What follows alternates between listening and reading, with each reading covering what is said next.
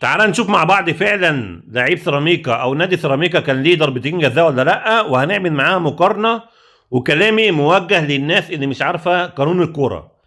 اول حاجه ان هو لعيب سيراميكا بعد ما شاط الكوره جت في رجل لعيب النادي الاهلي، وبعد كده راحت لليد. في ناس عارفه القانون وعارفه ان الكوره طالما جايه في الرجل او في اي جزء من جسم لاعب وراحت لليد ما بتتحسبش ضربه جزاء. انا مش بتكلم عن الناس دي، انا هكلم بقى الناس اللي مش عارفه القانون. هقول لك حاجه، يا اللي بتقول ان دي ضربه جزاء، تقدر تقول لي الكره دي ما اتحسبتش ليه ضربه جزاء على لعيب نادي الزمالك؟ مع ان برضه هنا لعيب نادي الزمالك لعب الكره بالدماغ وبعد كده راحت ليد زميله زي ما احنا شايفين مع بعض، وهنا اليد مرفوعه لفوق ومكبره حجم الجسم. تقدر تقول لي ليه الكره دي ما اتحسبتش ضربه جزاء؟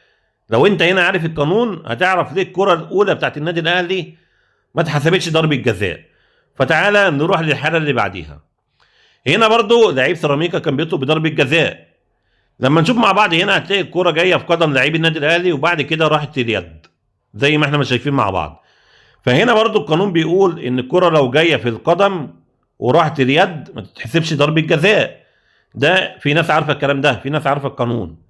لكن سيبك من الناس اللي عارفه القانون وتعالى نروح للي ما يعرفش القانون.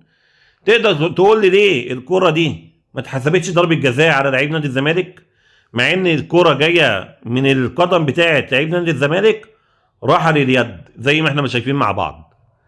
عايزك تقول لي يعني هنا لو انت عارف القانون فهتعرف برضه في اللعبه اللي قبليها ليه ما اتحسبتش ضربه جزاء.